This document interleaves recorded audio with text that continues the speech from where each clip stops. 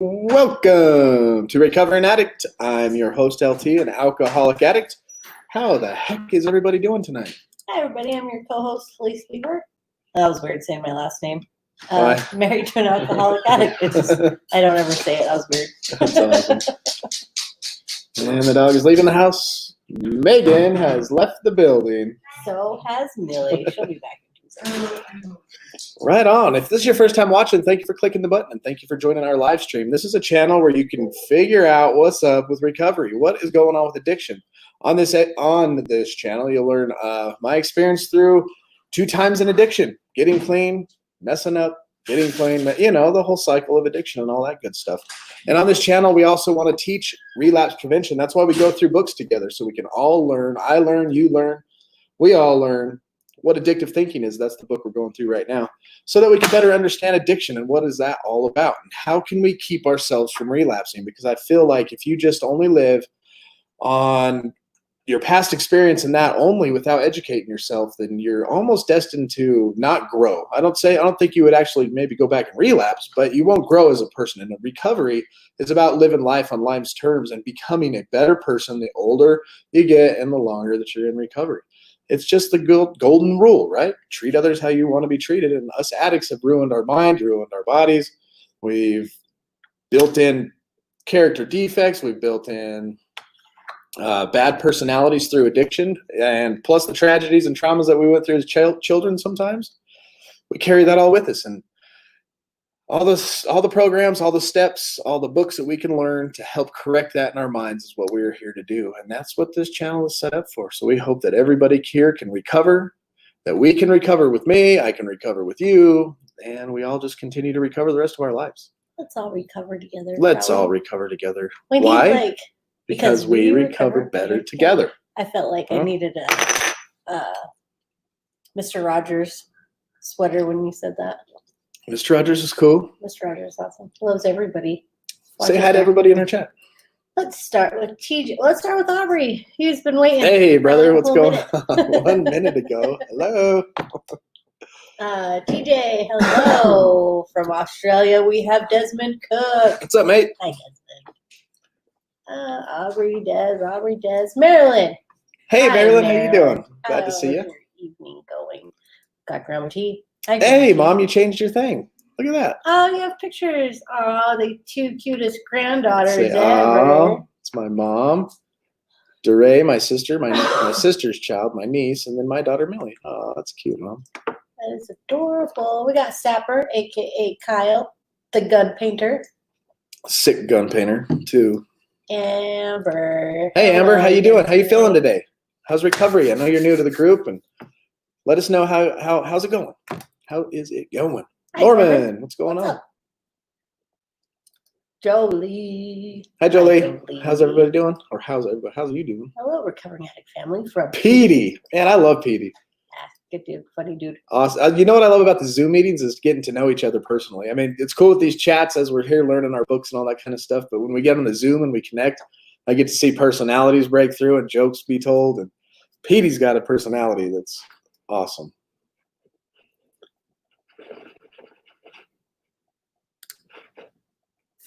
Go ahead. Sorry, I stole the cursor. You stole my mouse. If you notice, we both have a mouse. Oh, we can't see it with the comment up there. No. Hi, Big Hump Matters. Big Hump, back in the house. What's going on, Aubrey. brother? Hello, Aubrey. JJ Johnson. Hey, JJ, what's going on, brother? There's the 2 mouses. See, 2 mouses, but 1 cursor.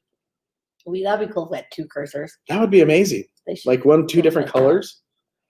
Apple, where are you on that one? Right. Norman, I'm a drug addict. Norman, oh, good. You're new here. Well, not good, but so am I. So is everybody in the chat. If you're so inclined, tell us about yourself. Tell us how long you've been in recovery. Give us your sobriety date. If you're still drunk or high right now and you're just looking for support, boom, you have found a bridge to a community that is here and ready and willing to support you, and they want to support you. And because we recover better together. It's just better to be around people who understand. They're not going to judge. They're not going to minimize anything you got to say, whatever you got to get off your chest. We're here to listen. We're here to learn. We're here to love. And there's a lot of great wisdom. We got a variety of sobriety dates in there, so you can learn a little bit from everybody. We got years and we got days. And I think everybody makes a great mix as a family, as a community, as we all learn and we grow together. True that. Hey, Lynn, glad you're back again Lindy, today. what's up? Hey, Ricky.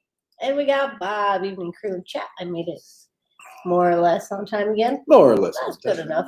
Good enough. Close enough. Right on. You must be talking to somebody. I let Aubrey run the show yesterday into my morning, and now God is back in charge. So when you talk about relapse, Aubrey, you're talking about mental relapse, not going back to drugs and alcohol, Yeah. because we learned. Oh, right there. Program relapse. Yeah, okay, cool. If you guys remember when we were going through this book taught us that recovery is like walking up a down escalator. As soon as you stop making that forward progression up the down escalator, you start immediately going back down. And like I like to say, as you start going down, the blinders of denial start wrapping around. Had Aubrey not been working a program, understanding, having years under his belt, he wouldn't have maybe even caught this, and it could have possibly led down to relapse. But he's been working a program long enough. He's been learning self long enough to know and see it and to understand those, because those emotions, those reactions that we have, they're just natural. Boom, they come in. Those first thoughts you can't do anything about, but you have control over that second thought. And that second thought, you can either feed it and fuel the flames of that emotion or that energy that's negative, or you can take that thought and kick the first thought right out the back door. Yeah. And that's kind of tools that we learn, and I guarantee that's what Aubrey did. Tracy, hello. Polly Pitch is in the house. What's up, Polly? That's Hello, my brother Polly. right there. I love Polly. Marcus, hey, Sawyer House and Anchored Hearts. Arizona. Shout out to all the recovery groups, all the recovery programs, and the inpatient programs watching this channel right now. Just know that we know you're there, and we're so glad you're watching, and we wish and pray the best for you in your recovery. Yep, and this is Stacy. She says, hey, guys. Oh, hey, Stacy. Welcome. Welcome, Lori Waters. 3 weeks for Joe Lee. Yes. Get it, girl. Princess came home right after the show last night and kept me up till 1 a.m. She thought she heard a machine gun or impact tool at 4 a.m. out by the semi-trailer and called the police. Woodpeckers. Oh, no. I can see that. Yeah, I can see that. Woodpeckers wreaking havoc. Hello, Aubrey from Aussie. He likes you too. Howdy, Corey. What's up, Corey? How you doing, brother? Stacy said, I'd love to know when the Zoom meetings are and the link.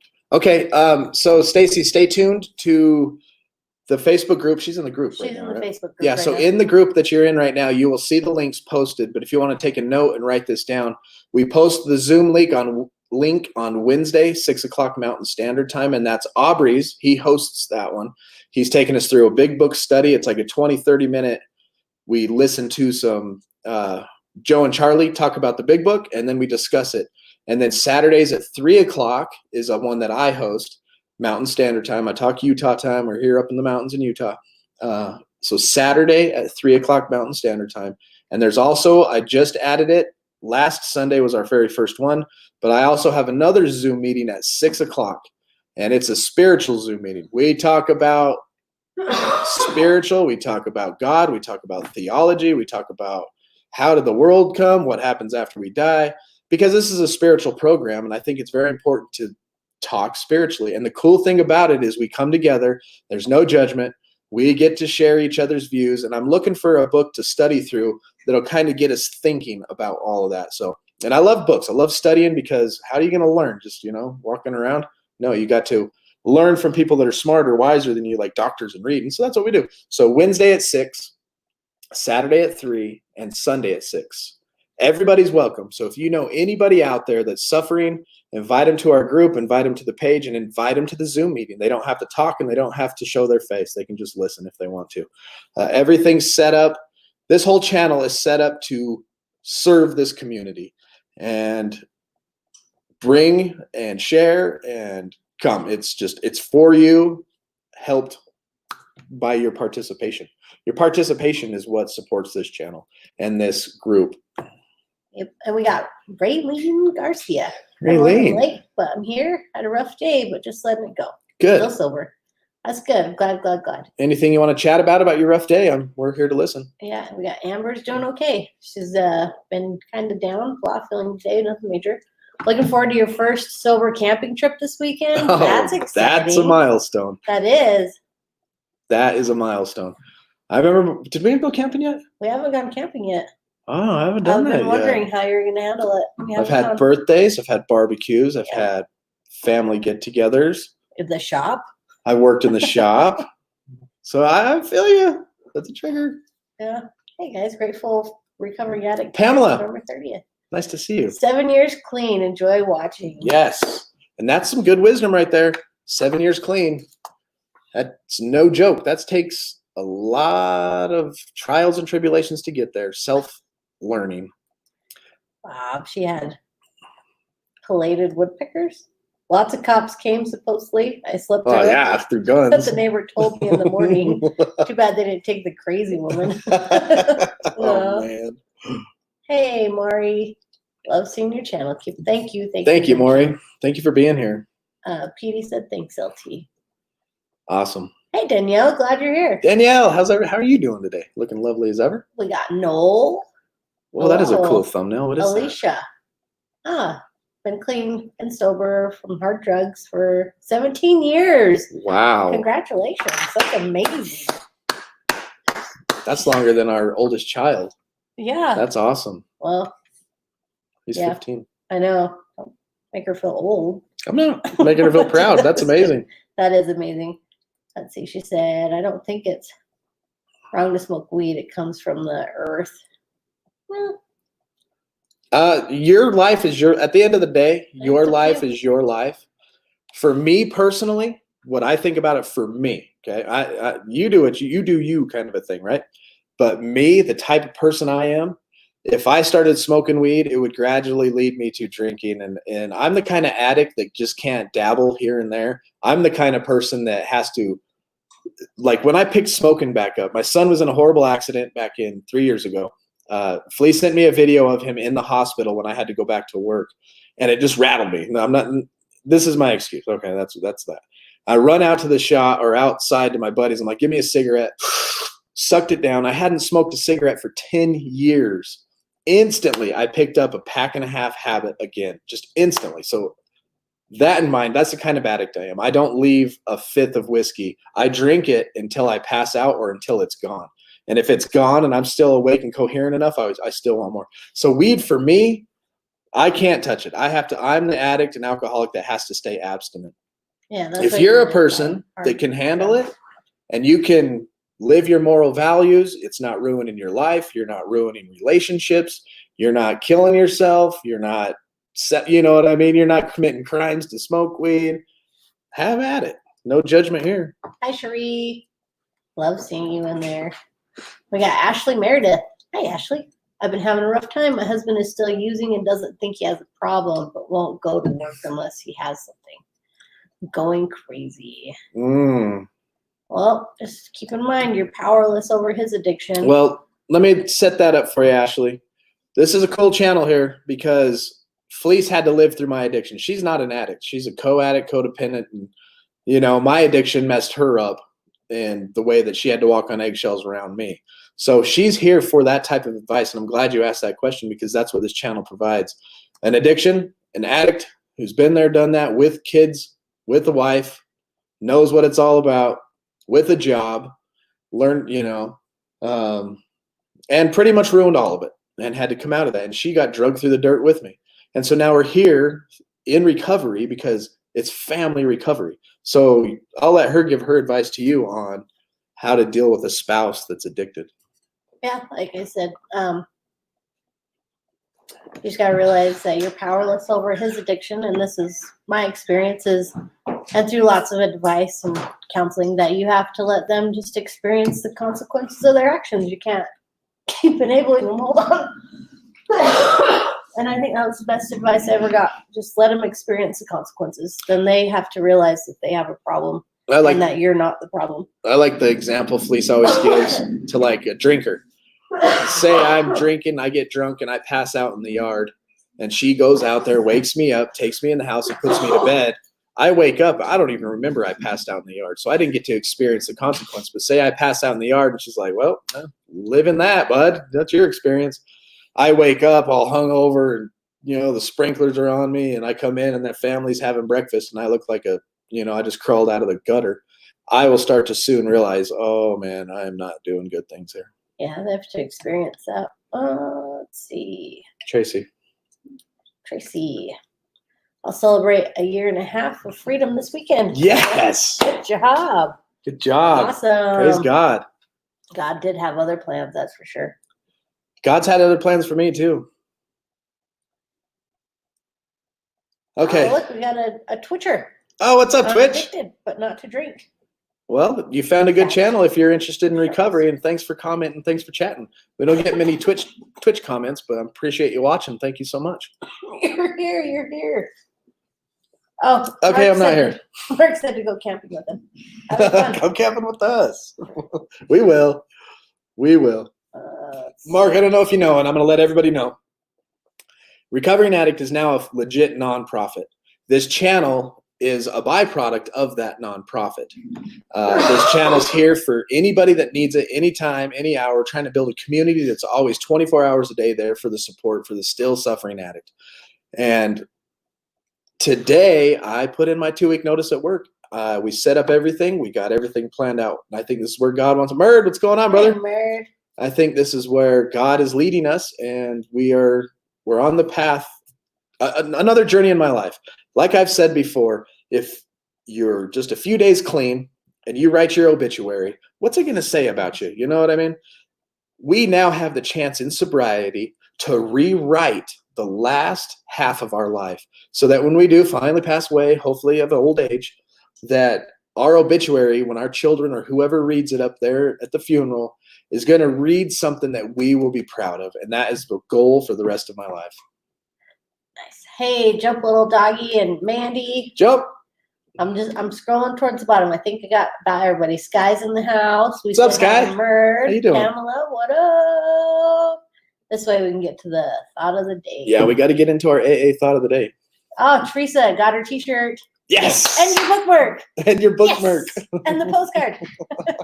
Right on. Yeah. Awesome. Yeah, hand out some of them cards. If you guys need more business cards, let us know. We'll hook you up. We got lots. That's awesome. So glad you got it. Hi to Joe. Well, this is quite the name. Bobby, I can deal with y'all fakes wall. I love it. Hi, Bobby. Bobby, I can't deal with y'all fakes. You know what that reminds me of? Remember the collect call commercial? Bob had a baby, it's a boy. Yeah. You have a collect call from Bob had a baby, it's a boy. Thanks, Linby, very much. All right, let me jump into some of our literature, because if we don't read recovery, we just sit here and chit chat all night. We got to add value. We got to add value to our recovery. We got to add value to our hearts and souls as we meditate and give ourselves something to think about, to pull us out of the frustration of the day, right? So, AA thought of the day. This is out of the 24 hours a day, June 22nd. If you have any doubt, just ask any of the older members of the AA group, and they will readily tell you that since they turned their lives over to the care of God as they understood Him, many of their problems have vanished into the forgotten yesterday. When you allow yourself to be upset over one thing, you succeed only in opening a door to the coming of hundreds of other upsetting things. You see something open, you know what I mean? You see let me open that. Boom, you're flooded with more upsetting things. Here's a question for us. Am I allowing myself to be upset over little things? That's a tough one, you know? I mean, you could get down to the little tiny stuff, you know? I always default to driving, right? Everybody's got some road rage in them.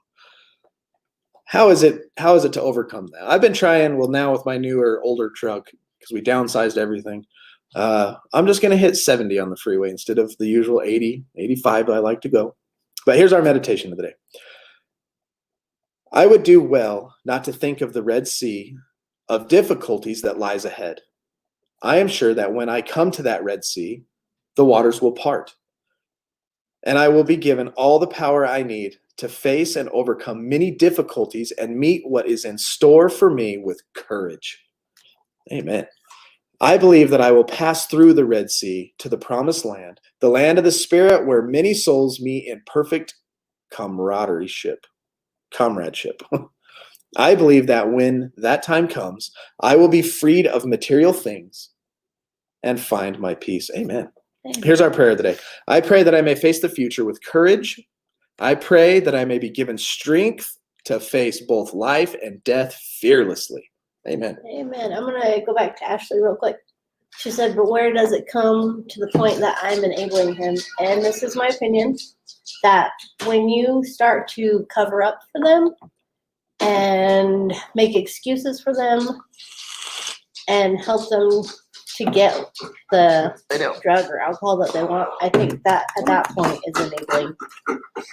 You have to You say hi to everybody? be honest with people around you about what's going on. And I had to go and seek counseling for myself, find the tools I needed to be able to handle. But I'm going to share with you a wonderful YouTube channel by Amber. Amber. Put the shovel down. Put the shovel down. She's amazing. Great resources. So I'm going to put it in the link. She is a great YouTube channel. So I'm going to do that. And the cool thing about her YouTube channel is right up your alley, right up Felice's alley with what you're talking about, what you're going through. Lots of great videos on how to be the partner of an addict, how to be the child of an addict.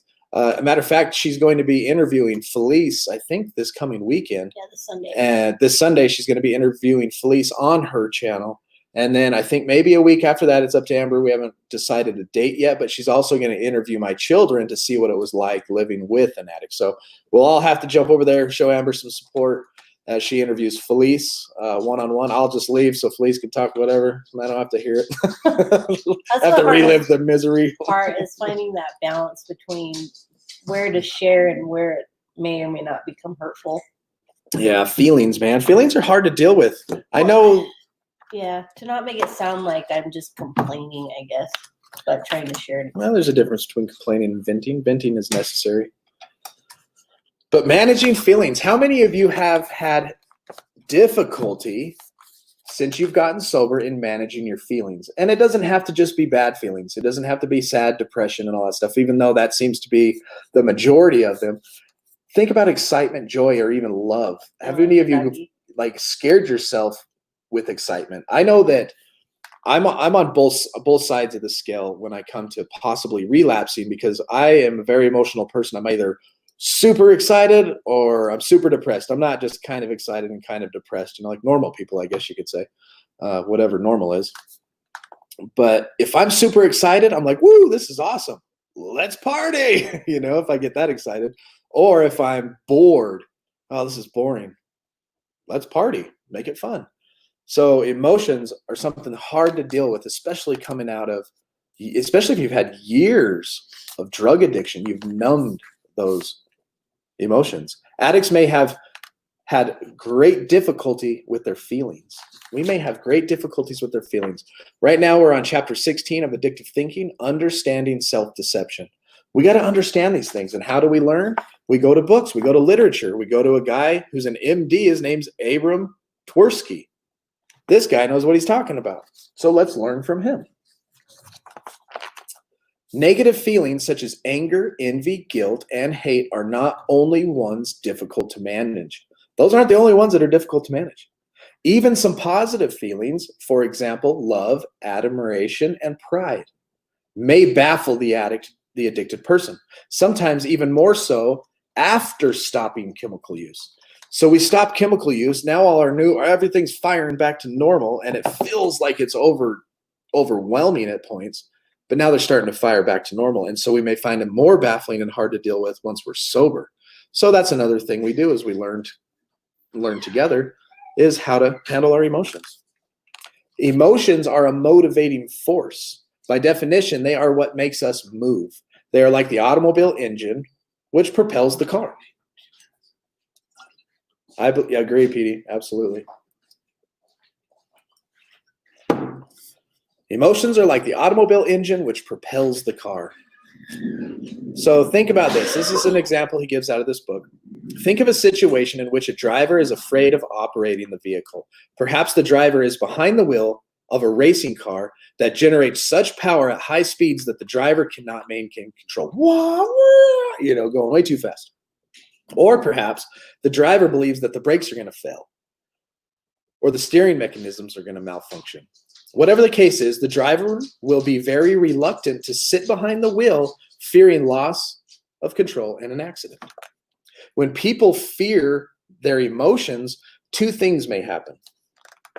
Their emotions are so intense as to feel uncontrollable, or they feel incapable of managing emotions of normal intensity. They doubt the reliability of their brakes and steering mechanism. So you either feel like you're not going to be able to handle the emotions, they're so intense, or you're going to doubt the reliability of yourself and your capability of managing just normal emotions. So while some chemically dependent people use alcohol or other drugs to get high,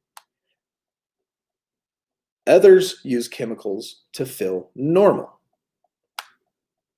Mood-altering drugs are essentially emotional anesthetics. I actually said this word right today. I had to look it up to say it right. Oh, nice. Anesthetics. Now I can't say it right. We'll just say Anesthetics? it's anesthetics. It was a tongue twister for me. Anyway. Anesthetic. We use chemicals to numb down our emotions, right? They numb feelings. And when people stop using chemicals, those emotions that were primarily numbed by the chemicals are going to be keenly felt. You're on drugs, you're numbing your emotions. You're off drugs, wham, they come back like a freight train. I experienced this in my IOP. It was weird. The first 2 months I was in, I told my counselor, I was like, I feel sociopathic.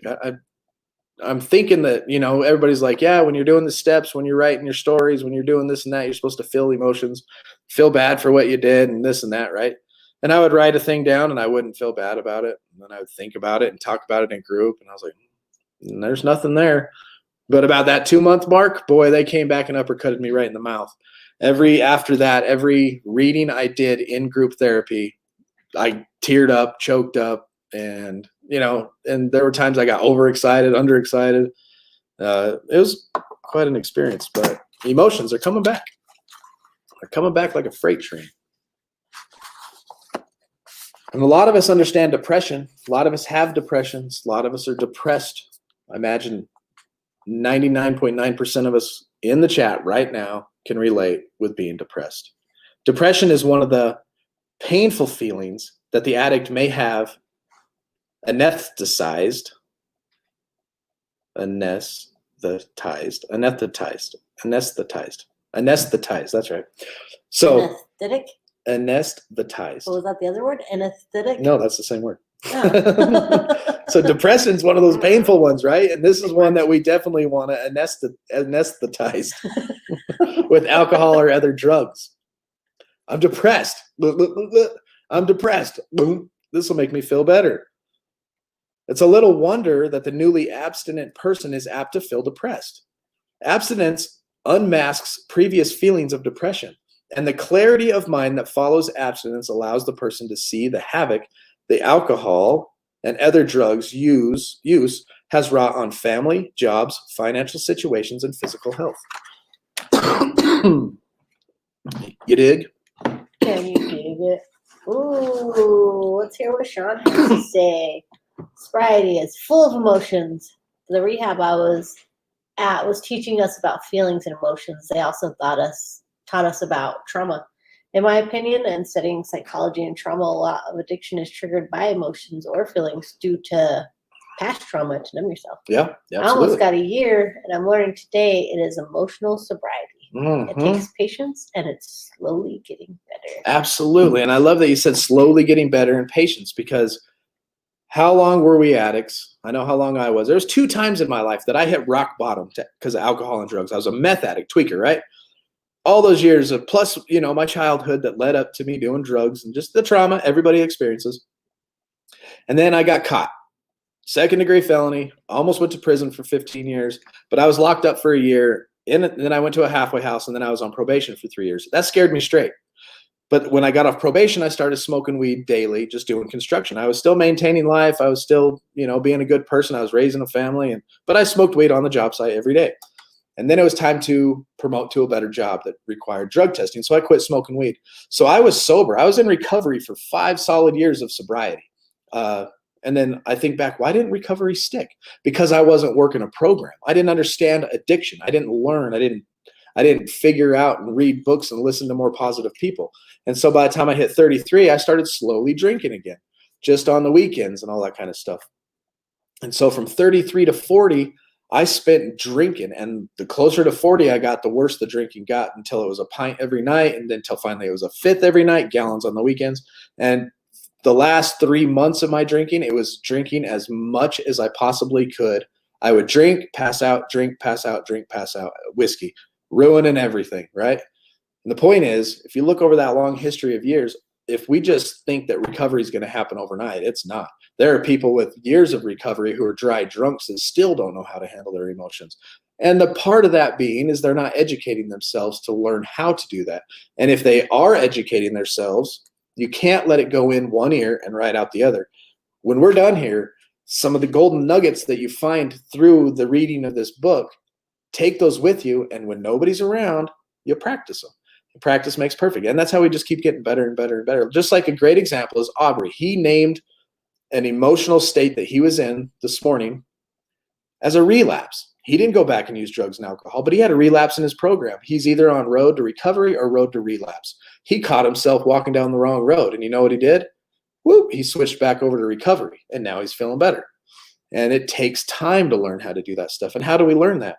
Through experience, just living life, educating yourself, and being around more intelligent, not more intelligent, but more experienced people with things, and more educated people with things that understand, that have literature and read. Because you can speed up your recovery if you study. There are millions of books out there. There are millions of quality channels, just like Amber. She is a legit counselor. Oh yeah, she's awesome. And listening to her, you're going to learn stuff about yourself a little quicker. You can speed up recovery, but it's going to take a while. Hi, Linky. That's our boy, Linky. Hi, Link. So here's the joy of a cigarette burn. Trigger word, Linky. Here's a little story for us out of this book. Emily, a young woman of 23, was admitted to treatment center after 8 years of using alcohol, pain pills, sedatives, and amphetamines. On the day following admission, she encountered me walking down the corridor and asked if he had a few moments alone with her.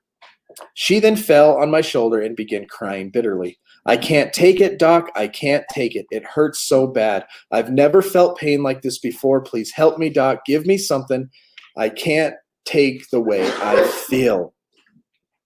After she calmed down, I told her about a woman who was in an automobile accident. Severed nerves that carry sensation from the right upper arm to the brain. Surgeons tried to repair the nerves. During the weeks of the doctors trying to do this, her arm hung limp with no feeling, lifeless as a sack of cement. So depressed and discouraged, she thought she would never have use of her right arm again. Okay? One day, someone dropped a lit cigarette on her right hand, and she felt the pain of the burn.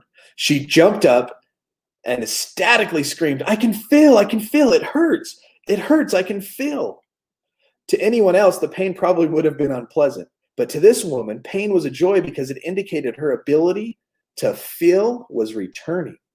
So maybe as us addicts learn from this story, we feel these crazy emotions, and maybe we can go, oh, this is good. I feel. Now how do I handle it?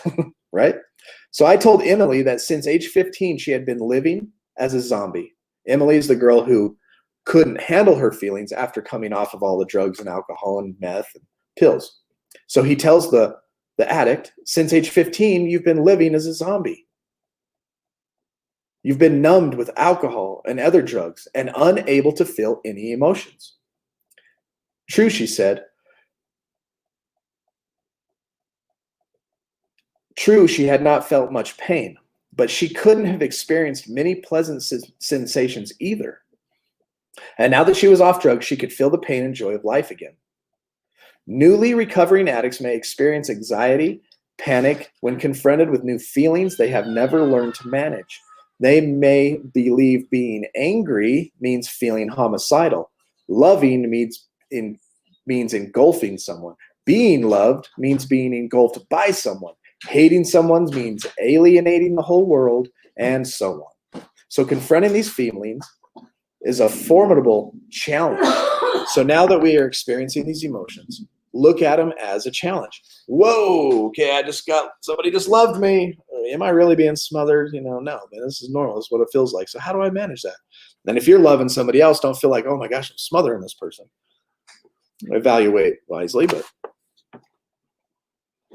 some people in early recovery fear having no control over a specific feeling, not knowing how to isolate a particular feeling or manage it. They just shut off their whole feeling apparatus. Well, screw that. I can't manage that one. They're all gone. That's not healthy either. I'm going to grab some tea. Sean says there's 5 types of trauma. You got mental trauma, physical trauma, emotional trauma, and sexual trauma. These 4 will make up your psychology of a person's brain. So all these will cause psychological trauma. Yep. Well, that's very interesting. Very cool. Aubrey says, ask God to remove my character defects, make amends if I harm someone, look at my selfishness, self-pity, and self-centeredness. Then 11 and 12, my meditating prayer. I like it, Aubrey. Derek says it's amazing how God is working in his life lately. He has seen my trying and my recovery and my walk with him. Sometimes he has sent me someone in my life to kick me in the butt. Oh yeah. We need a kick in the butt. I had a pastor, a really highly respected pastor, who's still a pastor, he's still my friend and all that good stuff. I'm sitting in his office and at this point I'm still an active alcoholic, but I'm still going to counseling, right? I'm crying for help because I'm an addict, right? I'm an alcoholic at this point. I'm into alcoholism. And we're talking about alcoholism. He's worried about Felice. How's Felice handling it and all this kind of stuff? And I said, oh, this and that. And I say, she does help me out. She tries to help. And we have this app and the whole family has it. I mean, there's a huge group of us in this Life 360 app and we all watch where each other go and laugh and stuff. And she watched me pull into the liquor store, sent me a text, hey, you don't have to drink. And I'll just, I ain't answering that. And I told the pastor, this counselor, this, and he unleashed on me. He called me an idolater. He called me all kinds of stuff. Well deserved. But it was a kick in the pants I need. It's ingrained in my brain. There's about 5 solid kicks in the butt that I got to finally before I checked into a hospital to detox. And those 5 kicks in my butt are still pleasant memories in my mind. Aubrey says, and get off my sorry self and help someone. That's Amen. how I helped myself out of my program relapse. Yeah, always help somebody with the true compassion and love to help that person. If you're not doing it out of true motives of love, it shows, and then you'll actually be miserable because you're expecting something from somebody. You know what I mean? Yeah, it says easy peasy, but I must want to come out of it. Exactly. The motives behind it. I allow myself to go through. It used to be daily. Now only once in a while. I'm not sure what the if is for. If? Explain if. Jump, little doggy. We missed it somewhere. Bob says that story about the nun yesterday got him thinking all day. My meditations focused on what the doc said about how her inability to get angry, how it wasn't healthy. He touched on it again. Yeah. That's cool. Glad that stuck with you, Bob. Yeah, I'm glad you got it. That makes me feel better. If I'm going through literature and we're all learning, everybody's getting a piece of something out of this that they can take with them. That's encouraging to me. That's what keeps us going, knowing that we're adding value. They just shut off their entire feeling apparatus. Same idea as the nun story. Oh, yeah. Exactly. Same. I've noticed, Bob, I don't know how, I know that you've been reading through this book too, but a lot of this stuff just kind of just interweaves and tangles with each other. It's all webbed together with us trying to be powerful, we're not being power, not realizing we're powerless, suppression, the way we project our problems on other people, everything kind of ties together with each chapter. Joy says, I just say I have no feelings. Progress, not perfection. My husband says I have a ton. I just try and act tough. Yeah, maybe. We are emotional people. It's good to cry. It's good to cry, no doubt. It's okay to be tough, but it's okay to cry. Absolutely. I've never felt that I was adequate enough for recovering myself for God's love. When I cry sometimes, I see it as weakness. Same to you, Derek. It's okay to cry. Yeah. We learned that yesterday that men... It's okay for men to cry. Jesus wept. That's what we learned. Oh yeah, who yesterday. put that in the chat? Somebody put Jesus wept in the chat. Men do and should cry. And I know I had the same mentality of men don't cry. And it's not like my dad beat it into me or anything. It's just kind of a pride thing I grew up with. I think it was just isolation as a kid. I don't know. Whatever, it created it in me. But until the accident, I would hold my emotions in and not cry. But now I'm a kind of a soft-hearted, teary up kind of person. Not as much as your brother though. No, he cries at Titanic if you're watching. Someone said, if I have harmed someone. That was Aubrey. That was in his program Relapse. So he would make amends if he harmed someone during his relapse time. Doesn't always mean he does harm Jumps someone, like, oh, if you know we did. Maybe him. Well, speaking of men don't cry. I'm speaking for you, Aubrey. Let me know if I got that wrong. Speaking of men don't cry, in a movie, I believe someone asked a man if he was scared, and he said, "Nope, I'm terrified." Are you scared? Nope, I'm terrified. Hey, Jacqueline. Hey, Jacqueline. How are Feelings, you? I think my control of it is when I become numb. Lately, that's where I'm at. Numb. You're in a pretty stressful situation, though. And as a nurse, those bedside manners, after being with Linky, after seeing the nurses and living with them basically for a month, Felice lived with them for a couple of months, I feel compassion for nurses that have to do that stuff day in, day out. I think this is a One different nurse. Jacqueline. Oh, is that a different Jacqueline? No, that's her. There's like 3 different No, that's her. Jacquelines. That's her. 100%. I know it is. Regular nurse. 100%. I'll bet you. I've seen like 3 different $20. profile pics. Is this Jacqueline the nurse in New York? Yes. Yes. Jacqueline S. You change your I profile know you, picture. Jack. I know you, Last Jack. one, she had like a mask on and dark Bet. brown hair. Bet.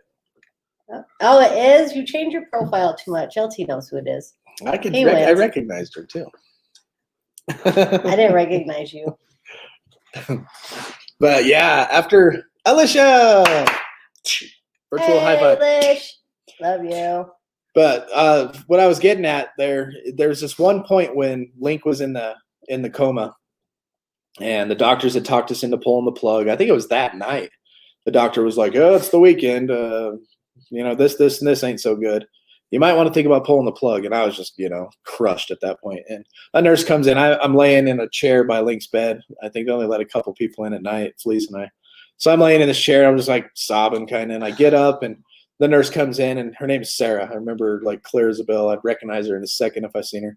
And we start talking about it. And I'm like, honestly, how can you explain what I'm looking at here? Like, how bad is it? And she's like, well, and she's holding that bedside manner as a nurse. And she goes up and shines the light in his eye. Nothing. No response. She did some pinch things on him. Nothing. Then she went to his foot. And when you do that thing on the foot and the foot's supposed to like jerk down, I guess up to like a week, an infant will do this fanning thing, right? With their toes. When you do that, they'll woo. And a huge sign of very bad brain damage was the fanning. And she did that to his foot, and his foot fanned. And then as soon as she did that, she started crying. She started crying. I started crying.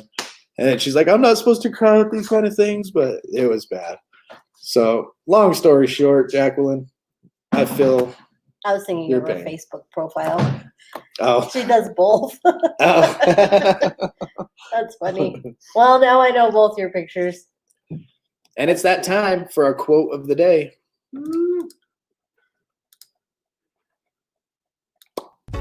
Hello, everyone. I'm here today with your motivational quote on recovering addicts. Folks are about as happy as they make their minds up to be. Abraham Lincoln. And as always, you guys know what to do. Let's bring it together and continue to spread that love.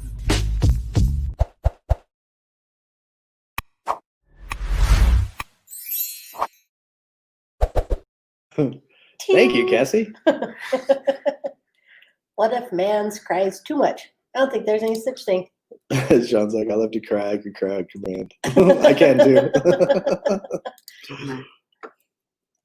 What does men cry too much? Go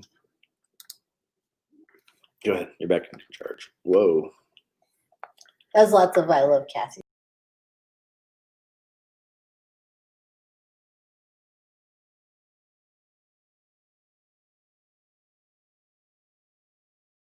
To me. Hey, and we're back. Yeah. Fleece is grounded again from the mouse.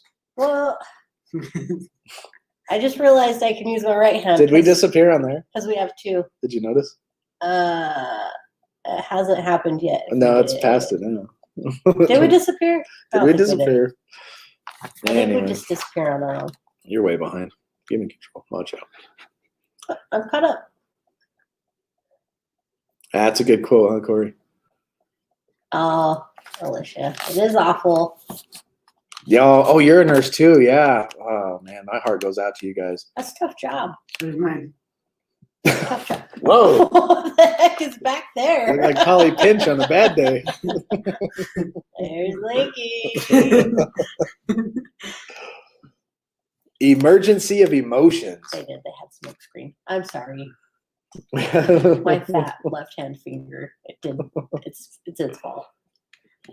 So a newly abstinent addict is now subject to many feelings that have been numbed with chemicals. Did I hear Polly Pinch? Yeah, look at it. You're rubbing off on Linky. You're over rubbing here. on a lake over here. Looks Look just like you.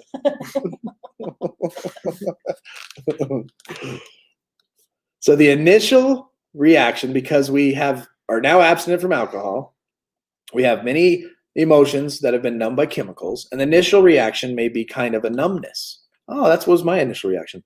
Similar to turning off the master valve, feeling nothing. In these cases, family members may be concerned that their loved one has become a zombie. Other addicts may begin to express themselves in a manner that families and friends have never seen before, which might be frightening to them. So learning how to manage emotions takes time. And if family members are uncomfortable with the newly recovering person's behavior, they may feel that the addict was actually easier to live with before sobriety. Like, whoa, calm down, Johnny. You are overreacting about a lot of stuff, good or bad. Sometimes family members may give the addict subtle cues that result in relapse. Oh, that's interesting. Let's expand on that a little bit. Which one? Because some addicts overreact because this is the first time they felt their emotions, so they're just like really intense about up and downs. And sometimes family members may give the addict subtle cues that result in relapse. Geez, what is your problem? What? That kind of stuff. That could be scary. That's something to think about if you're dealing with an addict. When you start seeing them, they're abstinent from drugs or alcohol, which they've numbed their life, and you see these emotions starting to return, and all of a sudden it's kind of overbearing to you as a person. I guess if you're loving this addict into recovery, be careful, I guess, how we react around them, because it could result in relapse. Although at the end of the day, relapse is the addict's fault. It is therefore extremely important that both the addict and the family member understand that in addiction, feelings were prime target of the chemicals. Feelings are the prime target of the chemicals, and that abstinence can initially result in an emotional chaos or emotional paralysis. It can do both. And at first, it gave me emotional paralysis. I told my counselor, I was like, I feel like a sociopath. I feel no emotions. But a couple weeks, that went right away.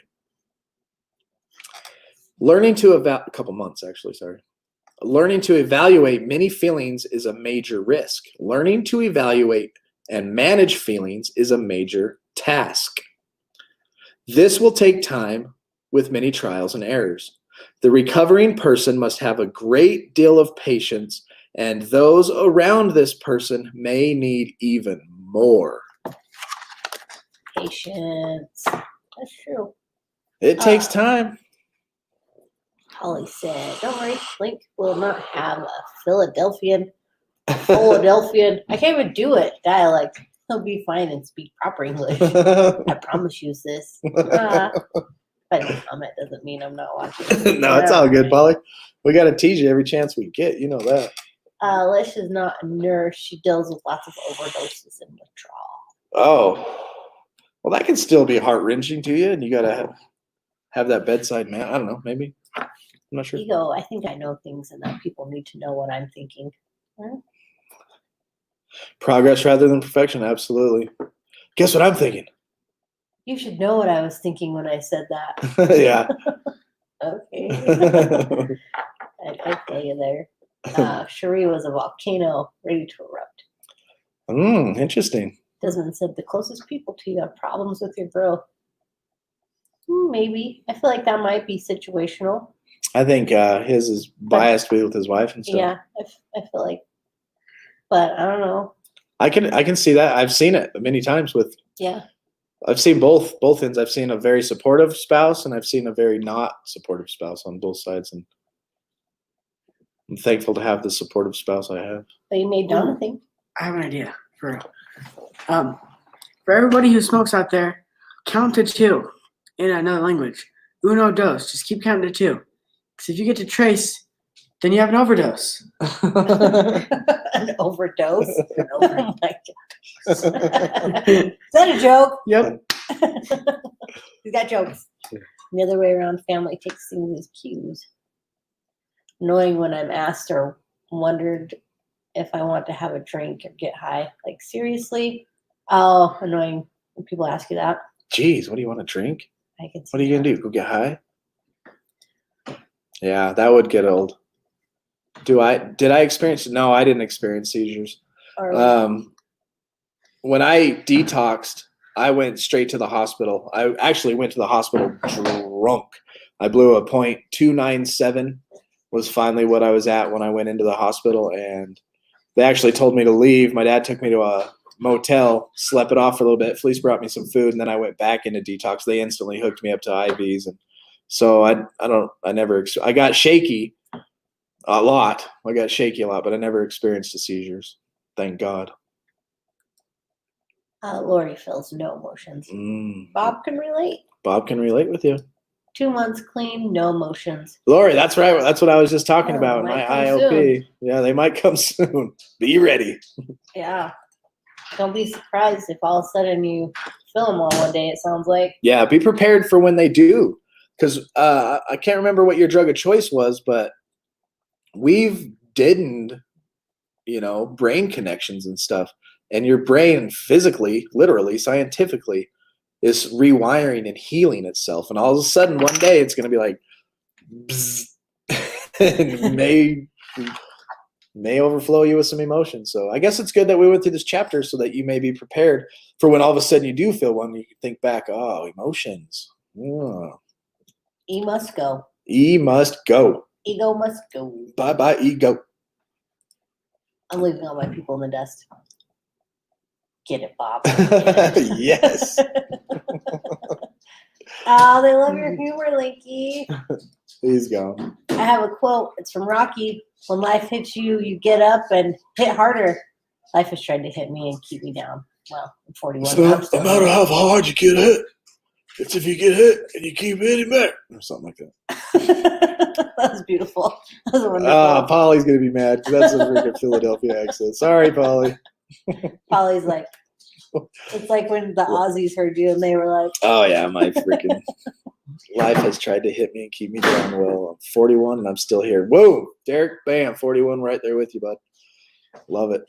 You know, what's funny is Dez actually pulls up on the comment that I told him in the Zoom meeting, I'm like, we watched Crocodile Dundee the other day. He's like, oh, I hope you don't think that's how we are. too late. That's what we think. I was hoping, I was hoping that's how y'all are. Now when we go there, I'm going to be real disappointed if y'all don't wrestle crocodiles and have knives. I want a donk. What's a donk? I missed that part. Yeah, I ain't going to explain. I'll find out later. I was a vascular ultrasound tech. On occasion, I would do brain blood flow tests for brain death. Ooh. I was fine dealing with adults, but kids can really tear. Ugh. I think that's what I went through with my nurse and Link. Yep. Because it was a child. And we saw some tragedies in there, man. We saw a kid come in that'd been shot. And one that got run over by a motorcycle. The kid that got shot, Alish, do you remember that? Like on I-15 out in Salt Lake somewhere? Or maybe it was I-80. But the car rammed the other car. The guy got out, killed 2 of the kids and killed the mom. And then the one kid and the dad, I don't remember where the dad was, but Right there. that child that survived that incident was in the hospital next to Link, and that was something else. Yeah, well, there was this other Oh, little man. girl with the seizures, and she only had like quarter of her brain left because Oh, they kept yeah. cutting out her brain. I was like, you can only cut out so much brain. Every day we would come back to the hospital. We'd go to the Ronald McDonald House and sleep, and then come back to the hospital. And every day you'd walk through the waiting room, and there's a whole new family in there. Everybody in tears, and oh man, it's tough. Mark, I went through some crazy emotional swings my first year. My wife had some terrible reactions, which triggered me even more, but she had no idea what I was going through. Mm, Yeah, that's where that education really comes in handy. yep. To know what to expect when those things happen, I think. Where's Polly? His phone died, I'll bet you. Yeah, he needs to learn how to keep his phone plugged in. Oh, my mom remembers going through that. Oh, yeah. Yeah, that was tough, huh, Mom? That was crazy. Oh, shoot, Amber, just throwing this out there. But have you ever heard of the book Battlefield of the Mind by Joyce Myers? It's a really great read on spirituality and battling the negative thinking our brain does. I've read it a few times over the years and refer to it often. I'll have to check it out. Sounds By like a Joyce good one. Myers. I have not. I read The Excellent Wife by Martha Peace. That was a good one. All right, I'm going to read us our Just for Today out of the NA. It's an app you can get on your phone. You just click this little button right there. Boom, it pulls up, shows your sobriety date, and then it gives you the Just for Today. Oh, Lish remembers that. Yeah. Oh, you remember Same that? time. Yeah. That was crazy. Yeah, that was crazy. Sad. Man, that was sad. Johnny V. Every time I see John come in here, I'm like, Johnny V. It reminds me of Doc Holliday in Tombstone. Johnny Ringo, where you going with that there shotgun? I always want to go, Johnny V. That's funny. Glad you're here, John. Thanks for being here, brother. We're about to read Just for Today, and it's called Accepting Life as It Is. They said we're doing a GoFundMe to get Polly a new phone. We should. That's a great idea. Or at least a charger that works. Right? Should have got him one while he was here. Oh, John's always got a great joke, man. Yeah, pediatrics is tough. I'm pretty sure I went a little numb during that whole time. I went in like action mode and cried like twice. Yep. That's about it. It was tough. So in our recovery, accepting life as it is, right? In our recovery, we find it initial to accept reality. Once we can do this, we do not find it necessary to use drugs in an attempt to change our perceptions. That's basic text, page 90. Drugs used to baffle us from the full force of life. When we stop using drugs and enter recovery, we find ourselves confronted directly with life. We may experience disappointment, frustration, or anger. Events may not happen the way we want them to. The self-centeredness we've cultivated in our addiction has distorted our perceptions of life. It is difficult to let go of our expectations and accept life as it is. We learn to accept our lives by working the 12 steps of Narcotics Anonymous. We discover how to change our attitudes and let go of character defects. We no longer need to distort the truth or to run from situations. The more we practice the spiritual principles contained in these steps, the easier it becomes to accept life exactly as it comes to us. I like that. So just for today, I will practice self-acceptance by practicing the 12 steps. That's a good one. Lish said she gave him a charger. And she'll donate a new phone. Right out. John, that's a great idea. That's an awesome idea. Aubrey wants you to read page 17. I love Big Book, page 417. Aubrey, we will read that just for you, brother. Rudder. When I stopped living in the problem and began living in the answer, the problem went away. From that moment on, I have not had a single compulsion to drink. And acceptance is the answer to all my problems today. When I am disturbed, it is because I find some person, place, thing, or situation, some fact of my life unacceptable to me. I find no serenity until I accept that person, place, thing, or situation as being exactly the way it was supposed to be at this moment. Nothing, Absolutely nothing happens in God's world by mistake. Until I accepted my alcoholism, I could not stay sober. Unless I accepted life completely on life's terms, I cannot be happy.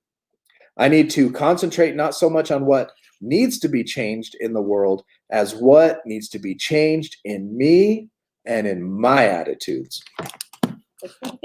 Look at this channel, look at this time that we have here as you've heard the old term, when the plane's going down, you got to put the mask on yourself first. When we're here together, we're putting this mask on ourselves. We're getting our minds right, we're learning, and then we go out and we practice. You know what I mean? So this hour, use it to dedicate to learning yourself and changing your attitudes. Because if we don't change our attitudes, we may not go back to using or drinking, but life is not going to be as serenity, because we want to be serene in life, right, as it could be. Thank you, John. And it starts now. Aubrey wants to tell us a scary story. I mean, a spooky story. Uh-oh. Are you still typing it?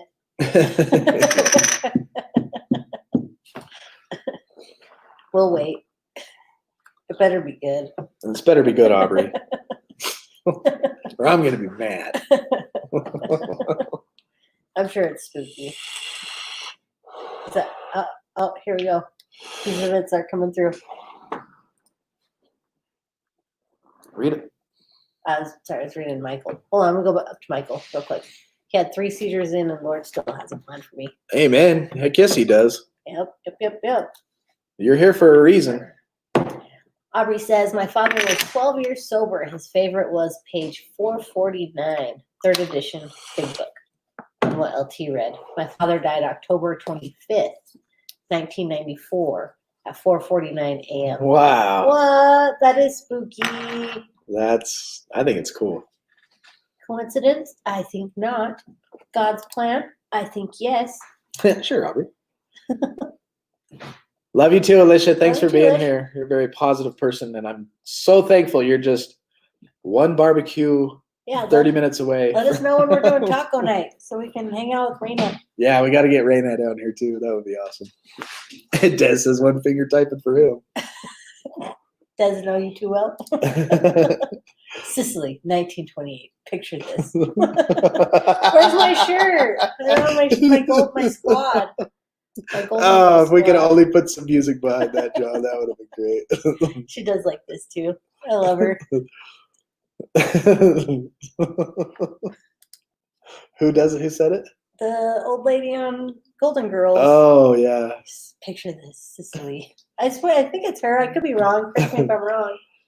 It's not that I don't feel anything. It's just the volume has been turned down. Every once in a while, something comes blasting through, like a church last Sunday when they played that vid I linked. Ah, I love those moments, man.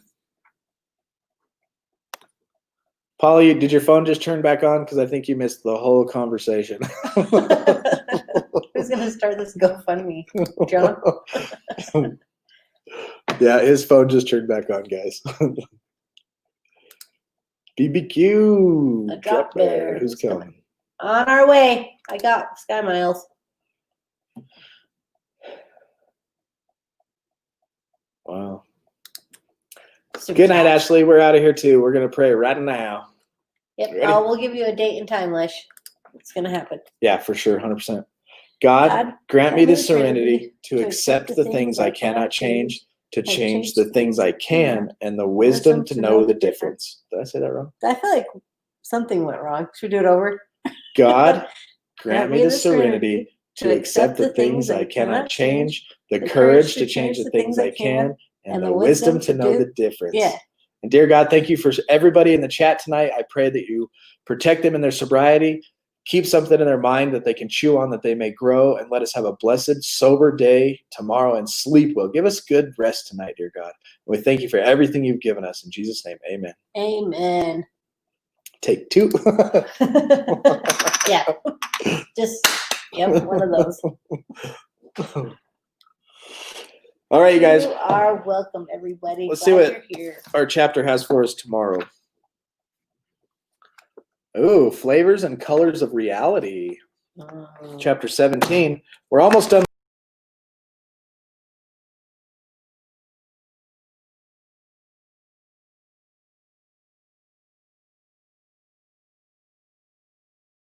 My goodness, she did it again. I just gave up rights to my mouse. Yeah, and everybody thought we left. But Aubrey so. said, "Hey, Felice," and I was like, "What? Not again." Yeah, she's done. She's fired. 2 times and the mouse is taken away from me. Done. Take 3. She's done. What, Aubrey? Stop touching the mouse. He gave me one. She's done. I'm grounded from She's it fired. now. It's so sensitive. You just touch it and it has a mind of its own. Yeah. Okay. I want to trade mouses. All right. Tomorrow we'll be back, you guys, at 8:00. But until then, do not put yourself in a high-risk situation. Stay strong, work your program, and remember, we recover better together. Yes, we do.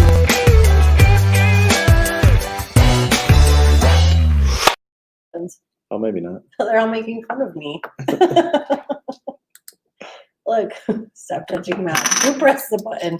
Wait, Felice. Aubrey messed me up. You did it on purpose. Is all she did it again.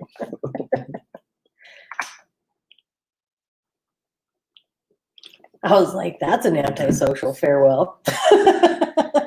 Marilyn. Just off. Take 4.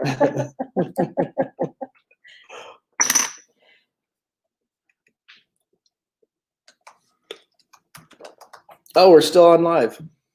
I'm Hi, sorry. can you guys still hear us?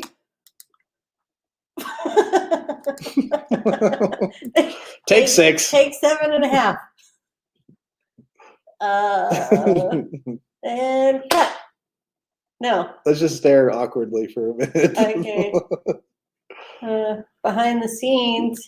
Okay, we mean it this A little time. awkward. We love you, and we'll see you tomorrow. I didn't even do it.